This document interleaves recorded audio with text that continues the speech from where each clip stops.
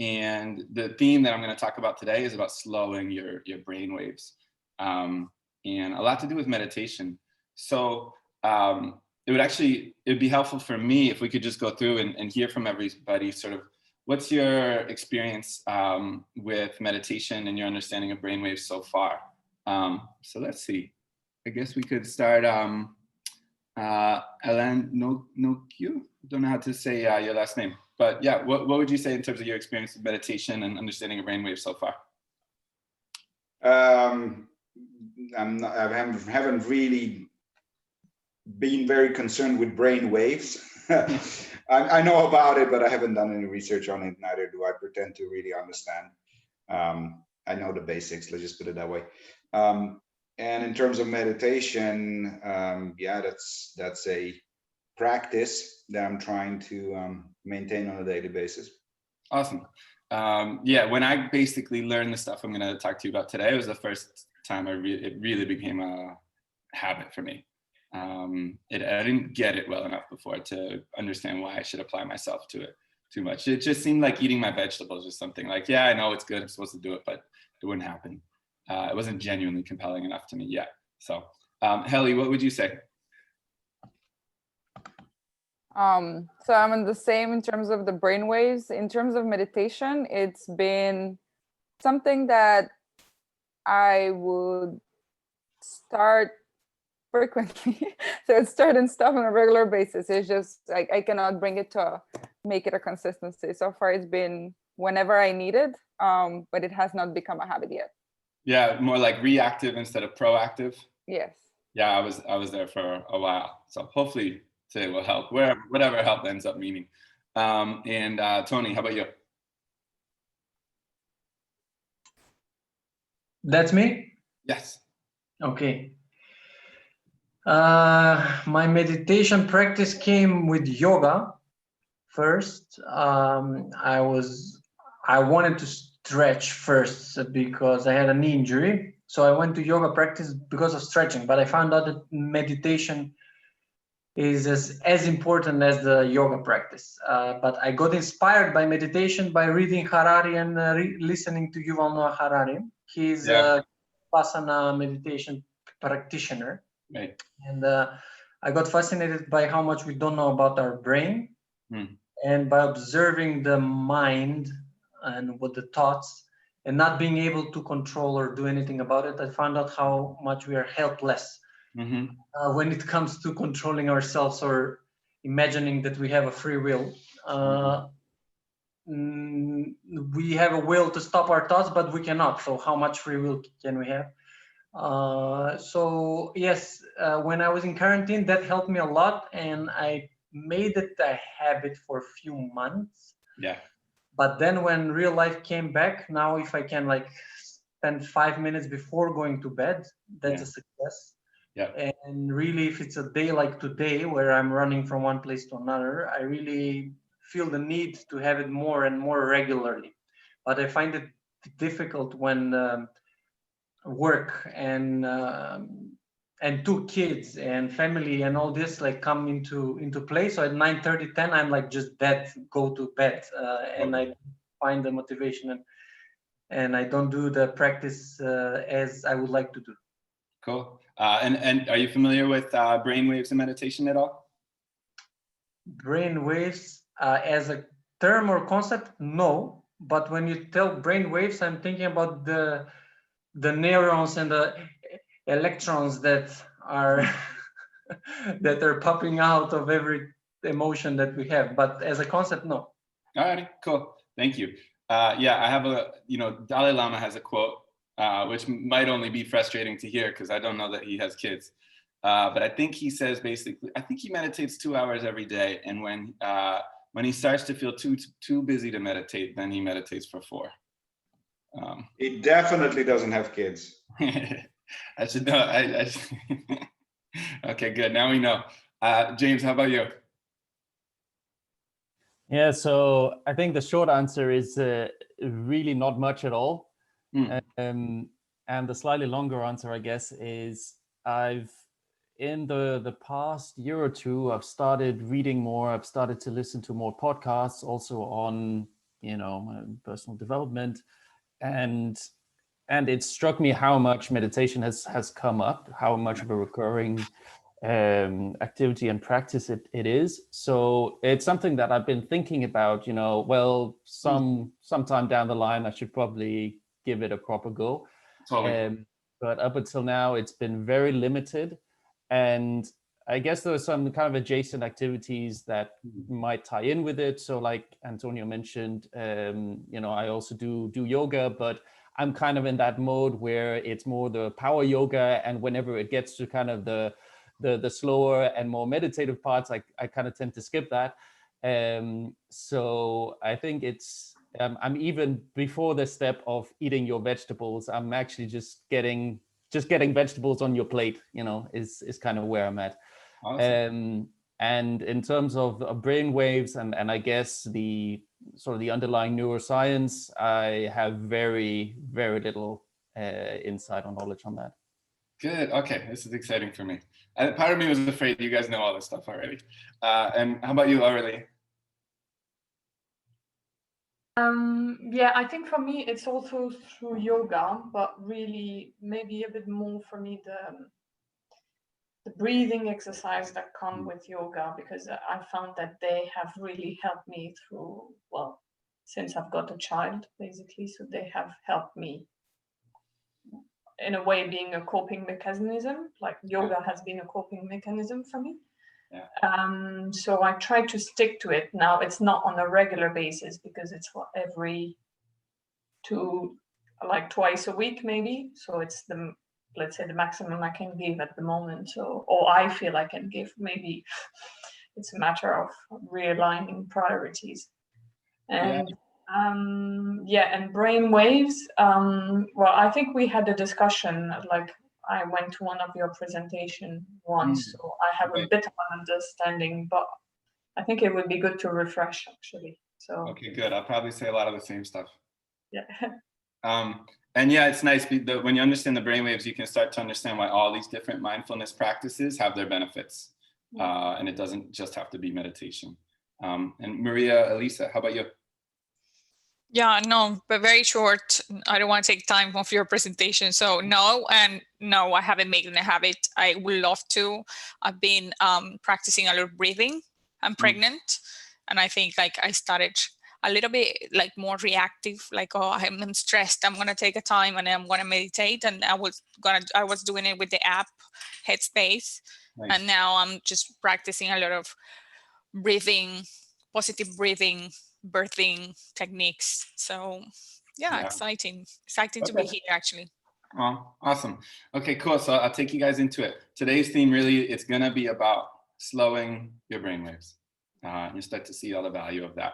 Alex, do you want to say something?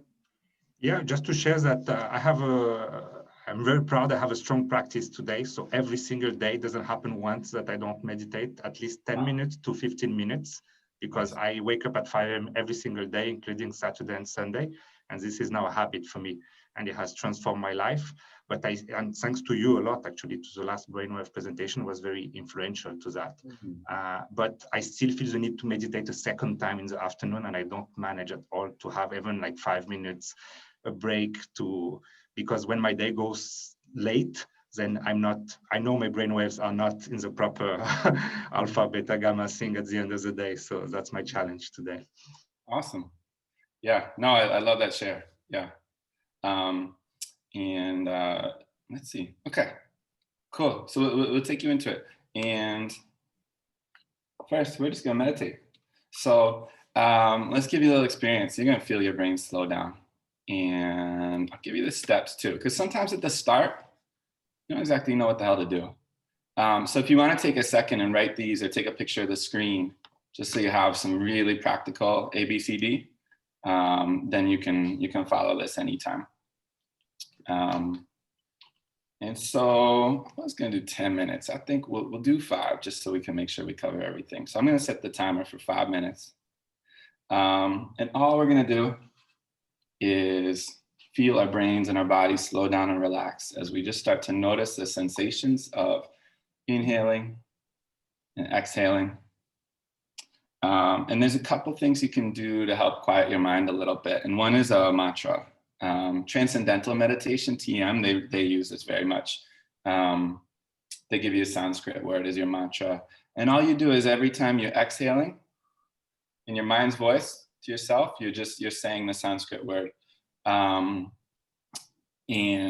what I've done, my primary business for the last several years has been tutoring kids, and I tutor them for the tests, for like the SAT and the ACT that you take in the States to get into college, and they're often taking the test too fast. And a lot of us, I mean, we're just kind of doing things too fast. It's a really good theme for everything we talk about today.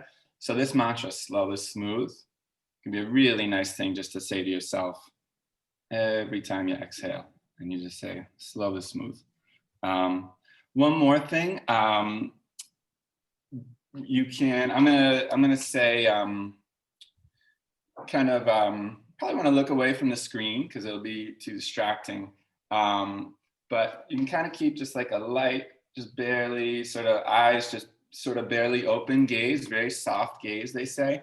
And some people will say that that soft gaze will actually give you just this minimum subsistence information to keep your brain occupied. Whereas when you totally close your eyes, your mind might start to go a little wild with thoughts. But whatever, this is a really small detail. You can do it eyes closed or just eyes just barely softly open. Not really focusing on anything, very soft gaze. And a big barrier to meditation is people say, oh, I can't do that. Like, you know, I'm supposed to, that's like where you sit and have no thoughts. And they're like, I can't do that. Yeah, guess what? Nobody can. Like, none of us can do that.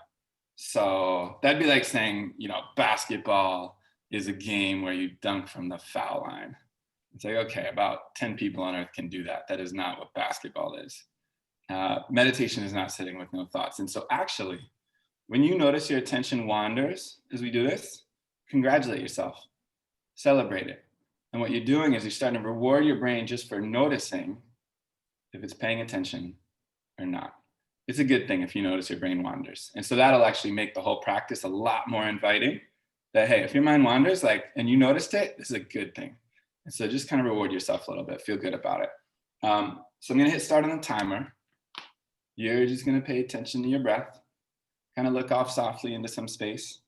And you're just gonna keep your attention as much as you can on your breath. And on every exhale, you just say to yourself, slow is smooth, in your mind's voice. Any question before we do it? Looks like no. All right, I'm gonna hit the timer. Let's do it. And as we do it, just let yourself start to feel more and more relaxed, slower and slower. Just kind of get to sink into that. And we're gonna do it for 5 minutes. Ready? Set. Give me 1 second. The one other little detail, I like to set it to like a relaxing alarm so it doesn't jar me awake, because that would speed up your brain waves. We want to keep them slow here. All right, there we go, with the proper relaxing song to go for it. Ready, set, go. I'll do it with you.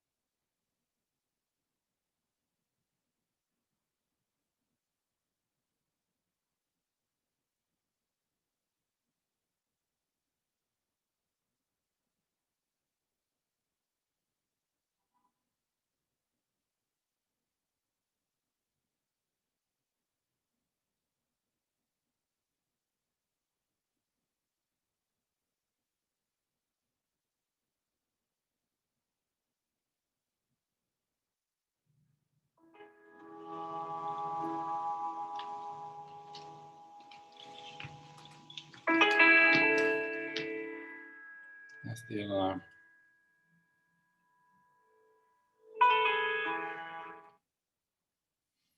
All right.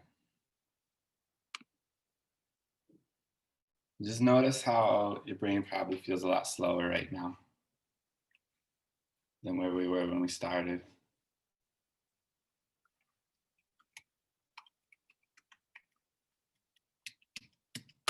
So brain waves are a measure of sort of just the speed of the activity in your brain. And you can probably just feel it right now. You feel a lot slower. And you know, in yoga or different mindfulness practices, you're accessing a really similar thing. They're all helping you achieve this end of just sort of that slower state. And I'll start to explain why that can be so good for us. Should have been more aware. This bat image might kick your brainwaves back up. It's a little bit menacing. But it's how I remember the brainwaves, B-A-T, beta, alpha, and theta. These are sort of the three main ones I like to keep in mind for this. So I'll tell you about beta waves. Your beta waves are the fastest brain waves. We're not really capable even of accessing them until like age 12. It kind of comes with adulthood, actually. And it's about being aware of danger, getting stuff done, figure things out. And you'll see in the sub bullets I wrote high beta. So high beta waves. That's 23 to 50 cycles per second. And if you saw a little graph, it'd be like the period of like almost like a sine graph and how many times it repeats. And you can all think back to a time where you were probably freaked. You thought it was an emergency, whatever it was, and your brain was flying. And it's literally doing it 23 to 50 times per second. High beta is like an emergency. It's very high stress. There is no consciousness of your inner thoughts or feelings. It's like we have to handle something. If someone broke into my apartment right now or something, I might kick up in high beta. Mid beta, obviously, it's slower. Mid beta is like if you were in a class, or all of a sudden, if I called on one of you, I was like, oh, I got to speak in front of everybody. Like you might kick up in a mid beta. And low beta is probably where you're at right now. That's like listening to a teacher. And if you know anyone who seems wound quite tightly, what can happen, or they sort of have an uptight energy about them, a lot of times people can get stuck in mid or even high beta as their just operating system. And the danger with that is it consumes a lot of resources in terms of your energy. And a lot of times your immune system will be compromised. Your immune system can often kind of kick in and help clean up and do healthy things for you when all that mental activity slows down. And so that's one reason like a yoga class, for example, could be so healthy because it'll get you into that slower place by the end. And it's actually your body can kind of step in and start to do a lot of functions when it's not spending so much energy worrying and thinking and trying to figure things out. Beta waves is also kind of like the sound of the voice in your head, or beta waves. It's just that thinking voice.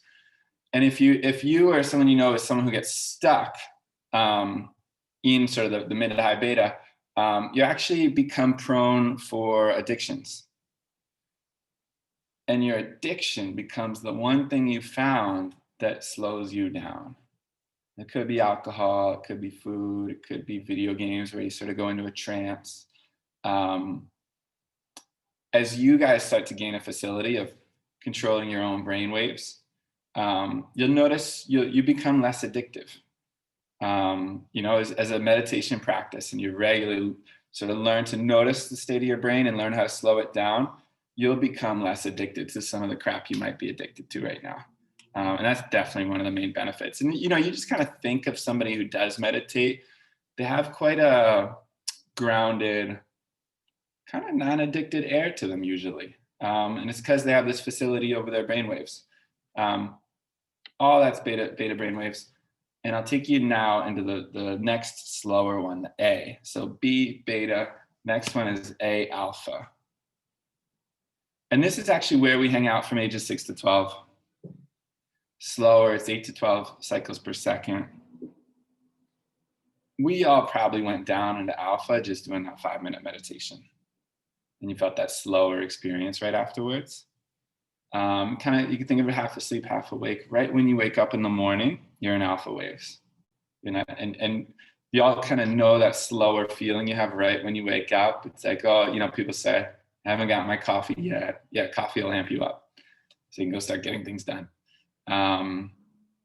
So you're in alpha waves right when you wake up, and this will be really important to something I'll show you later. And that neocortex, thinking activity, it's suppressed in alpha waves. And so if beta waves is kind of really in the conscious mind, thinking, figuring things out, as you move into the slower states, as the notes here say, you sort of start to open a door between the conscious and unconscious mind. I have a belief, someday I'll be able to explain this better, but I have a belief that, and I'm pretty spiritual in terms of believing in God or source or something, that there's sort of a relationship between ourselves and the unique gifts and talents and interests and passions that each of us has and what we were put on this earth to do. And what, when we kind of find our calling that lights us up the most, it gives us the richest experience of life, we're actually hearing the call of God. This is kind of my bias or belief. But you'll hear stuff like this when you hear about artists or athletes who, when an athlete in a game is just playing so well, you'll hear the announcers. Maybe this is an American thing a little bit, but you'll hear the announcers sometimes say, he's playing unconscious, or she's playing unconscious, and it's actually they've sort of gone into a little more of a trance. And I'm not explaining this well, but whatever. Artists, for example, will talk about like hearing the muse, like the work comes through them. It's not them and their beta brainwaves thinking, figuring it all out, ego. It's like actually you're channeling something much deeper, an intelligence you can't even quite claim to be totally yours. A lot of writers will say this, and they're actually more just the channel so it can come through them. And I think you actually have to be able to slow your brainwaves. And you notice a lot of artists, if they're not too hooked onto drugs to get into this slower sort of trance state, they'll use meditation as a way of opening up that door between their conscious and subconscious so that whatever intelligence it is that wants to flow through them can start to. God, I hope I'm explaining this well enough. I decided to go a little bit off. Just a question, Jim. Yeah. Beta waves means neocortex. So when you say it means rational consciousness, and when you come to alpha, then you connect the consciousness with the unconsciousness. Is that correct? Yes, dead on. Yep, exactly. Okay, yeah. Because you gave the example with high beta, like if you're on the spot, then you're not aware. So you're actually not really conscious, you said as well. You would be very aware of external things. Like, what do people think of me? Like, am I going to mess up? External threat, basically. And as you slow the brainwaves down, you become much more aware of internal states.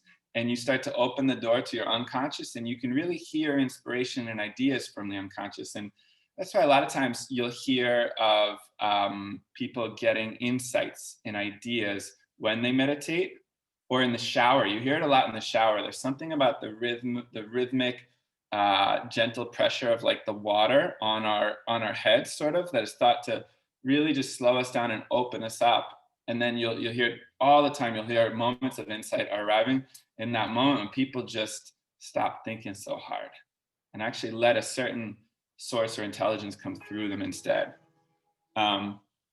So I hope that makes some sense. And this is part of why meditation can be really valuable. Is I think you're opening yourself up to much deeper intelligence, really about your entire life and what you're really guided to be and do. And so meditation, it'll slow you down from that beta into alpha. And when you get into an even more relaxed trance, you go into theta. Jim, quick question. I don't know whether you have any thoughts on this. What state are you in during dreams?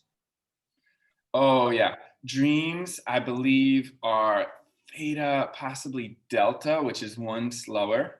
It's somewhere. It's theta or delta.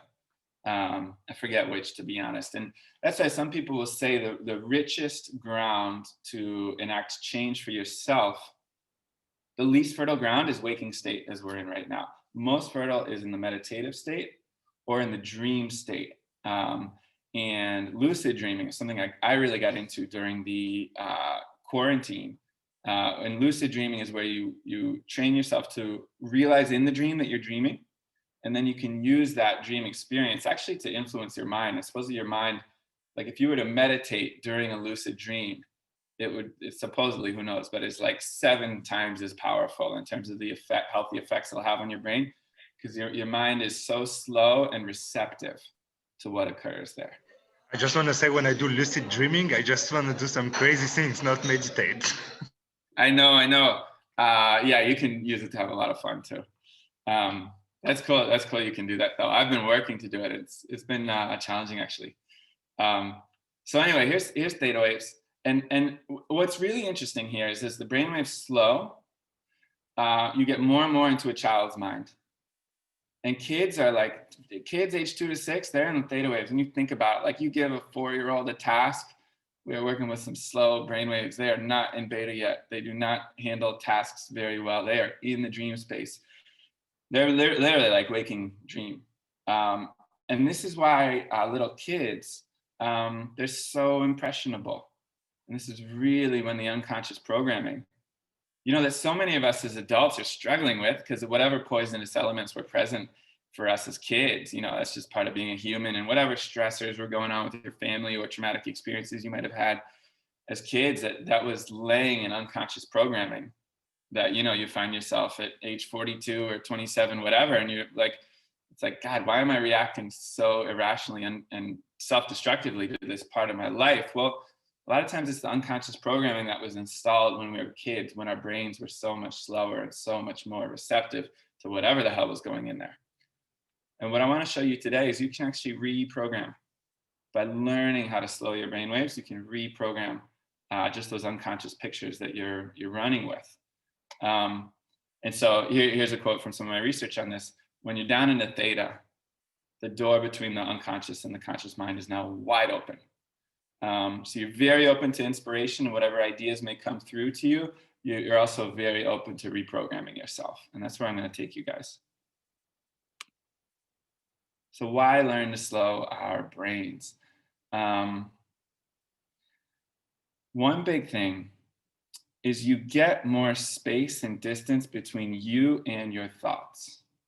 We all have crazy thoughts sometimes, unproductive thoughts, conclusions we run to about what that person meant, or what's going to happen, or do they like me, or whatever it is. And so often it's unproductive, and we know it. But when you're in that fast beta brainwave mode, you're running and attaching to your thoughts so quickly. You're just taking it as the broadcasted truth. And what meditators are learning to do is open up that space between their awareness and the thoughts. And you kind of have a lot more choice and equanimity. Do I have to get on board with this thought? What would happen if I were to believe that thought? And that's a lot of the value of it.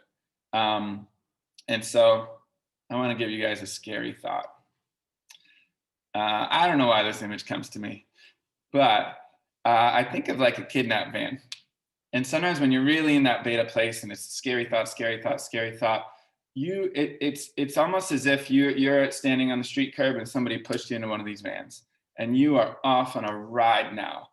And you're convinced by some terrorizing thought, which is so likely untrue, but it could be about your own worthiness, or like I said, what somebody thinks about you, or what's going to happen, or what could happen. And you're just terrorized. And you go on a ride. Some people spend decades kidnapped by certain thoughts. And there are a lot of popular theories about Trump, for example, our US president, that the guy is constantly having to prove his own greatness, perhaps because he's, God knows that, you hear murmurs about his childhood, and this guy might have thought that's something he forever has to prove, because he actually doesn't feel that he is inherently sort of worthy or whatever it is. And you'll just see sometimes lifetimes spent in possession of certain thoughts that are untrue and actually really destructive. And it's like, as you learn this sort of ability to slow your own brains and gain that meditative space between you and your thoughts, it's almost like now you're like 15 feet away from the curb, and you see that crazy van pull up, that crazy scary thought come along, and you can just kind of see it as like, whoa, if I were to believe that thought, like that would be an awful ride if I got stuck in that van. I'm not going to go on the ride of that terrorizing thought. And it will drive away, and you see it pass. And meanwhile, you'll see people around you just hopping in these vans and jumping on board with awful thoughts and with really destructive consequences. So that meditative practice, that daily habit, is building up your capacity to have more space between you and the thought and not have to go on the terrible ride of these thoughts, which we're a lot more likely to do when we're in that fast beta space all the time. I even started to think, Jim, can I ask you a quick question, if I may? I'm not sure it's relevant, and don't address it if it's not, cool. Because I don't want to disturb the flow here. But one of my questions, one of the things I always deal with is, yes, clearly we get kidnapped by all sorts of bullshit. Yeah. But some bullshit is real. Some things are actually happening to us individually and globally that are, not just thoughts.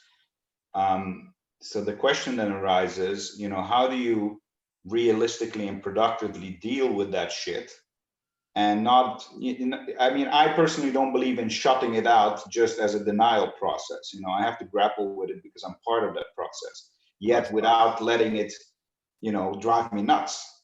Right. So that's sort of the space I personally am looking for, aware of its negative impact, but wanting to rise above it, if that makes sense. I can say I have never heard anyone blame meditation or mindful practices for harming their ability to handle problems. I would hazard I've only ever heard the opposite. Alex, I'm guessing you'd probably say, as you've been meditating much more in recent months, probably handling the hard shit better. Would you say that's true, Alex? For sure, it has improved. Clearly. So yeah, I agree with you. Alan, can I say why I think that's true, real quick? My suspicion is, with certain problems, when we get into that worry mode, we have a way of spending 25x more time on it than it needed. Mm-hmm. And when you're just in a much grounded, clearer place, you realize, I'm going to handle that with way less energy and resources. Got it. And probably better. But you're not going to become unaware and leave it neglected. No. That's not what I'm afraid of. Yeah. I'm just saying that I'm looking for lucidity towards the issue rather than, sort of numbness. You see, yeah. That's the. I feel like somehow you get more sensitized with meditation too. I wish I could explain why. I feel like it's the opposite of numbness. But I don't have a great answer on that particular point, I think. Yeah. Should I keep going, Alan? Okay. Especially, I've been in New York during COVID and this year and social protests and Trump and all this stuff. And I started to see, like I said, I started to really notice, I could tell how much news somebody's watching, because the news, what do they say? If it leads, it bleeds. News is funding itself by scaring you. And so I'm pretty dubious of a lot of their incentives. They want to jack you up into beta waves and fright and fear, because now they've got your attention and you're focused on external worries. And so anyway, and I just started to notice, how much are people consuming news, and do they have a mindfulness practice of regularly slowing themselves down and gaining that self-awareness around the speed of their own mental activity. And I started to think of it like hygiene. It's like, we shower, we brush our teeth each morning, and that way we don't stink around each other. And I feel like when you get so caught in sort of, let's say, that mid to high beta all the time, how you're operating, our energy is contagious. We really feel it on each other, and it affects each other. And I started to think of it like it's really like a form of hygiene. you know, I had an ex-girlfriend, and she could tell when I was meditating versus when I wasn't. And I've actually, other people I know, like, they can tell when you're meditating just by how grounded you feel. And we really impact each other with this. So I sort of started to think of meditation as hygiene. Alex, I feel like you might be bursting with a thought. Are you? Me? Yeah. I was just thinking how it's true overall, but it's not daily, right? So I meditate every day 10 minutes, and there is some days when I'm really not grounded. So the meditation doesn't guarantee. Sometimes it's like 10 minutes and I don't get a lot out of it, but overall I get a lot, right? So it's not like a linear equation in a sense. It's a good point. And I wanted to, because I noticed even as I did the 5-minute meditation today, my mind was off my breath for the first like 2.5 minutes easily. And I was like, oh, wow. And so I want a big takeaway. I'd be so happy if you guys had is like lower your standards for how well you're supposed to meditate. Like, screw it. Like, if your mind wandered the whole time and you forgot the mantra and whatever it is, like, if you sat just to attempt it, you for sure had a couple moments where you did catch your attention wandering. Like, nice job. And you will come out of it in that slower place. Like, you can do it so imperfectly, and it's just always good to have done it. And I think a lot of people get kicked out of meditations to have it because they're judging themselves really harshly for how well they thought they were supposed to do it. And it's like, that is just like, see that image and see one of those red wrong way signs. At least we have them in the States on the highways. And it's like, if you're going down to judge yourself for how well you meditated, think like, wrong way. No. Don't go there. It's a waste of time. If you've sat and you blocked out some time, like, pat yourself on the back for it. You're doing yourself, and I think the people around you a favor. Dr. Joe Dispenza, he's an amazing teacher on this stuff, and he's going to lead into the last part of my talk here. And just take a second and read this quote at your own pace. It's a nice lead-in.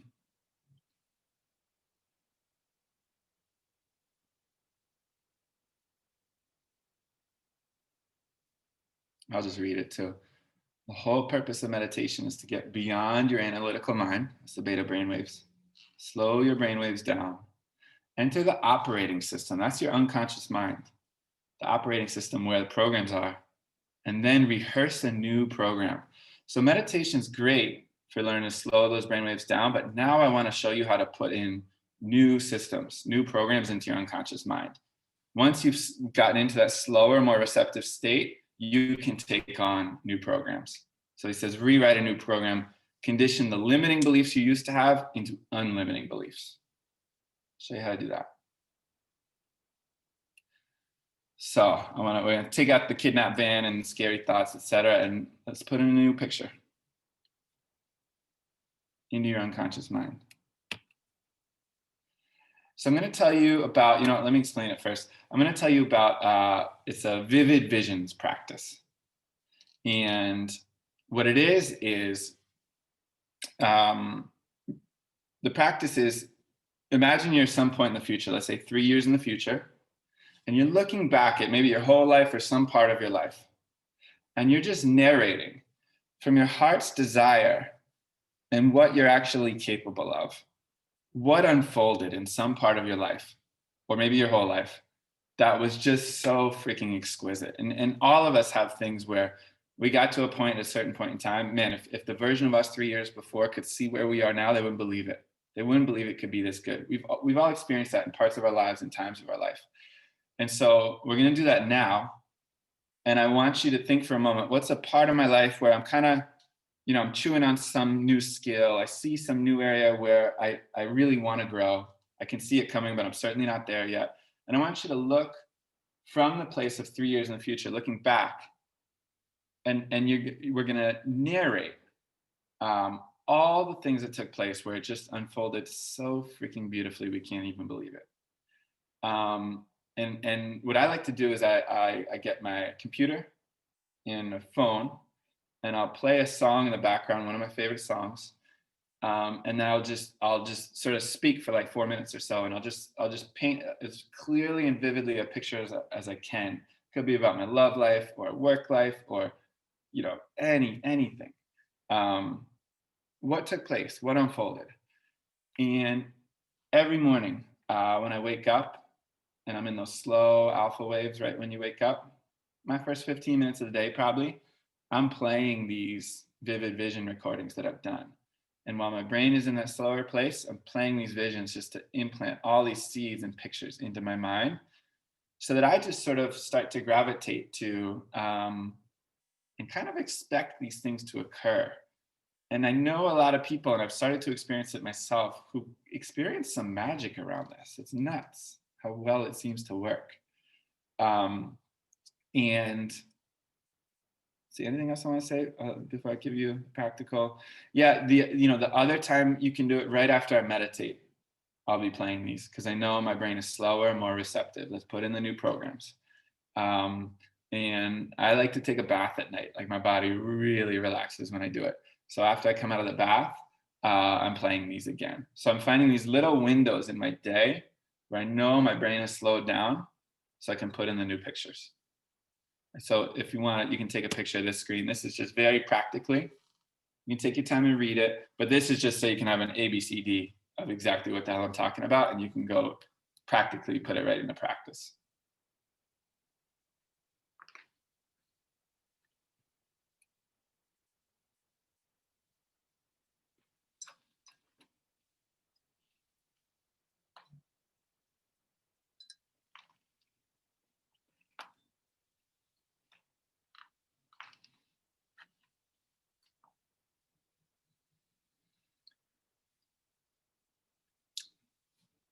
I don't think that when you do this, you're going to be able to, wake up and have a Ferrari tomorrow, if that was your dream. But what I do think it does, it's changing what I call your energetic signature. What's the sort of my unique quality of energy that I show up to a situation with? And maybe a vivid way to show this is, you think about when we were kids in school growing up and a new kid came to school. And you remember these different new kids who showed up, and it's just so obvious the particular energetic signature that the new kid showed up. The kid was showing up scared and afraid and really insecure, etc. And that was sort of their energetic signature. Like they are already manifesting that they are going to be sitting alone at lunch for who knows how long going forward. They're going to get picked on. People aren't going to want to talk to them. And it's just their energetic signatures brought about all these adverse outcomes into reality. And by contrast, you think sometimes, another time some kid would show up and they kind of have a feeling that they like themselves and they're kind of sociable. And it's like, what the hell? They're like friends with the cool kids right away. Like, that's not fair. Like, how'd they do that? And they just showed up with a different energetic signature. And my belief is that with these vivid visions, and we're playing them during these time windows in the day when our brains are slowed down, and the visions are about our unique desires and what turns us on about life, and what we're bit by bit we're improving the energetic signature that we are showing up to our whole life with.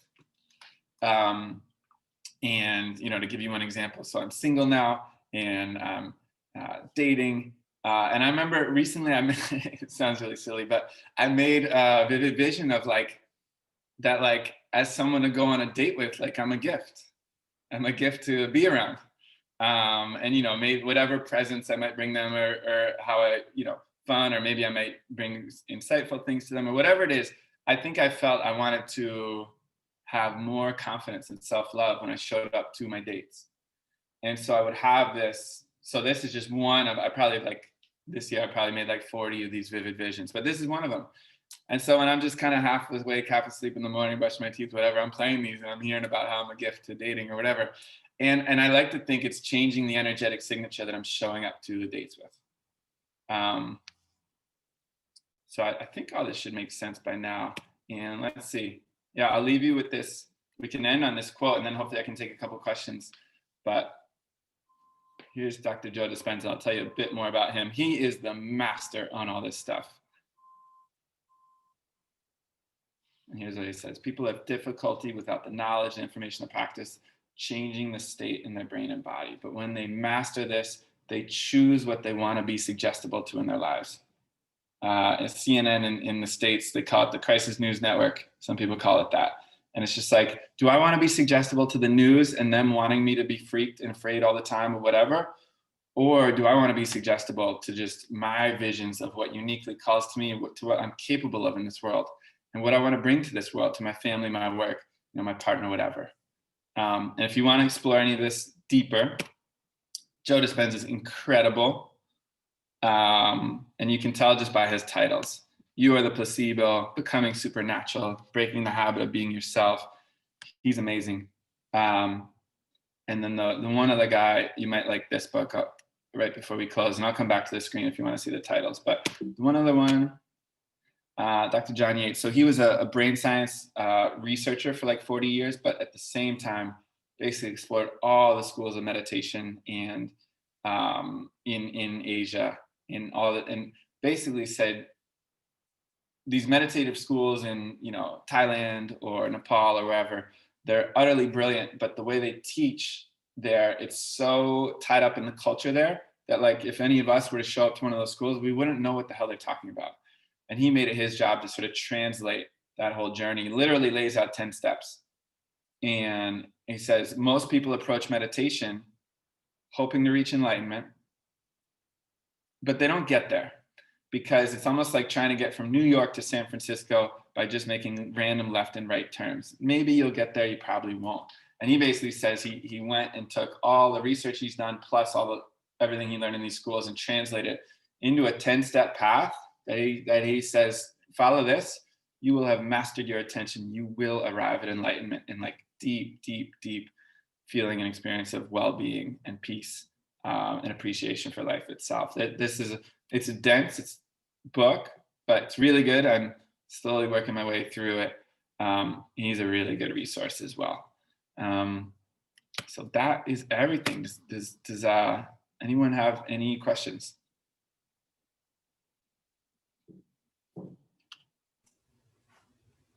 I have a question. So first of all, thanks a lot, Jim, for taking us through this, and thanks obviously Alex as well for setting it up. I think it was really insightful, and I definitely learned something new about the brain waves, and I think it's a really good framework also for how you think about these things, right? It kind of gives you a kind of a system to, or kind of a map to know what to aim for as well, because I think that's one of the issues or challenges I've had kind of with getting into meditation is a single map to that end. And my question is to go out and study more of, and I might do that, but I also know myself well enough to know that it might be, sometime out in the future that I suddenly return to this and realize, oh yeah, that there was this workshop we did, and then I should start reading some of this. So do you have some recommendations just for kind of taking immediate action, start to get into some sort of habit? I know it takes time for habits to form and all that, but what are some easy steps that you can take today? Yeah, it's such a good question. So step one is do this. Whatever number of minutes you can do, even if it's 3. My brother who I never thought would get into meditating, but when I explained the brainwaves, he was on board. It's so interesting how the brainwave seems to be so compelling for all of us. So there was a difference maker for me. He does a 3-minute meditation every morning. He's got job, a wife, and 3 kids and all that. 3 minutes is what he does every morning. And that Mind Illuminated book I told you about, he bought it and it sits on the shelf and he hasn't touched it. 3 minutes every morning. But I think he really likes it. And how can he not expand his awareness of his brain state, even with that daily 3 minutes? And he found that super small amount, which is doable. So that is huge. And then I think, this is the other practical thing. Just something concrete to go do. I would make a vivid vision of just how you want to see your next 3 years go. I'll tell a silly story. So my first one I did it back in December, and it was 4 minutes. It was just about my whole life. And I found myself talking about how I was gonna that I started to get jacked, get really strong. And I was like, I don't know how this is gonna happen. I don't want to go to the gym that much. It's not worth my time. But, and I said in the vision that I was gonna do it from joy, not from narcissism or insecurity or anything. And then all of a sudden, 3 months ago, my friend told me about this workout bar, this the X3. And it's this bar with these latex bands, but it works your muscles so much harder to exhaustion. So you only do a single set, you only do 4 exercises each day. The whole thing takes 10 minutes. And it's so much better than weights or anything else I'd ever done. I used to work out maybe once a week because it would take me 60 or 90 minutes. I didn't feel like I had time to do much more than that. Anyway, so all of a sudden I have this daily habit and it takes 10 minutes. And it's it sounds so silly, but whatever. I've never seen my body respond so powerfully to something. It was just and I think back to this vision and I kept playing and I was like, what the hell was that? That just showed up that suddenly there's this way of doing it that actually fits in my life. And I think about that a lot because the people I know who have sort of this vivid vision practice, I keep hearing these stories of the freaking thing showed up. It's crazy. There's magic to it, actually, in my own opinion. This would be the second thing I would do. It really can't hurt. And I think it's such a nice piece to put on top of if you've just done your meditation or you wake up in the morning, put in your headphones. Nobody else has to hear these things. If anyone ever heard my visions, you can already tell they'd be embarrassing enough. But I would do this. I think this is actually, I actually think, okay, that's a whole tangent. I won't go on. But there's something akin to prayer in this. Maybe another day I'll talk about that. This would be the second thing I would do. I would actually let yourself fantasize about your own vivid visions and take advantage of the slower brainwaves you accessed and start putting in this program instead of whatever other programming we've had. And one thing I'll say real quick, a lot of news and media, etc., one of the things they do is they'll put you into trance. So you're very suggestible. And then they hit you with all this stuff that's going to scare the crap out of you. And so we have a lot of programming running in us that is totally not serving us. And so I think this is really important to start getting to decide the programming we want to put in. Did that answer it, James? Cool.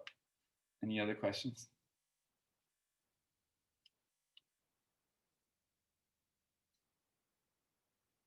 Sounds like no. Unless I'm missing somebody. If nobody has, I have one, but we probably don't have time for many. So anyone has a question? Just you, Alex. So my question is, Jim, how to, it's basically the Dalai Lama quote. You said, I meditate 2 hours a day, and when I'm not good, I need 4. I see when I'm not good, I need more, but this is really the hardest. It's because my agenda is full, it's because I have so much things. And I know I love your mantra, less is more or slow is smooth. This is the tendency. The compliment today is how little things you're doing. This is amazing. It's not how much you have. So, but do you have any advice on how to, I don't know, some magic trick or something to make space to meditate more when you need more, right? When you feel like you're not effective in your 10 minutes and the day is starting bad in a sense. Good point. Not starting bad, but during the day you see I'm stuck in half the day. It's just too much. What could you do, What comes up in my brain is you block out the time and you make it non-negotiable. It's just non-negotiable. Whether it's 5:30 a.m. and 4:30 p.m. Seinfeld, the American comedian Seinfeld. So he's been a meditator since the 70s. And it's really interesting with Seinfeld, if you're aware of him, Jerry Seinfeld, because he had this huge show in the 90s, the biggest thing in America. And he'll say, it was so much pressure. The name of the TV show was his own name. It was all on his shoulders. And every day, everybody on set would go eat lunch. And he would go do his 20-minute transcendental meditation, TM meditation. So, and then he would slowly eat his food on set, but he never missed his daily meditation. He will say that was what enabled him just to handle everything on the show. And as a kid, I used to watch him in the 90s, and I always found it so curious. He's not a great actor, but he was so present in the scenes. He had this equanimity and space about I couldn't feel it. I was so jealous. I was such an anxious kid myself. And I had no idea he meditated back then, but it makes sense. He just had this presence of a meditator. And so, he had the world on his shoulders, and he would just find those 15 minutes a day. And he admits that now in his 60s, for the first time, he does the second 20-minute meditation each day, which is what TM advocates. And he claims he's more productive now than he ever was in his 40s.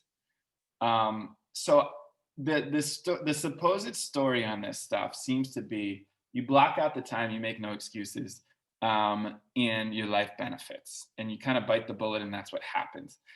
I don't have enough experience. I don't have to juggle a family and a business and all this stuff at once to really be able to speak from personal experience. But my sense is, you make it non-negotiable, and then try it and see if, for 2 weeks, that second meditation each day for you, Alex, how's it go when you just make it non-negotiable, nobody steps on that time?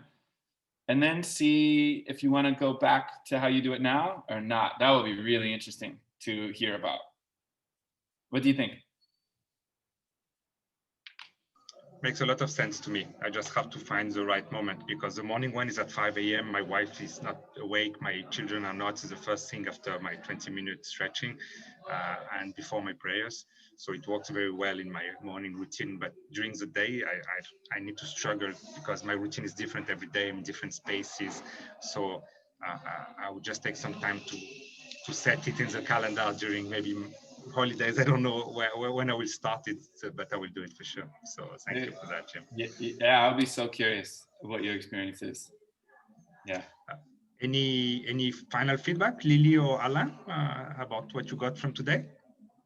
Yeah, I think for me, what was really interesting, the first thing that you said is that, one of the things that you said, which is a takeaway, is that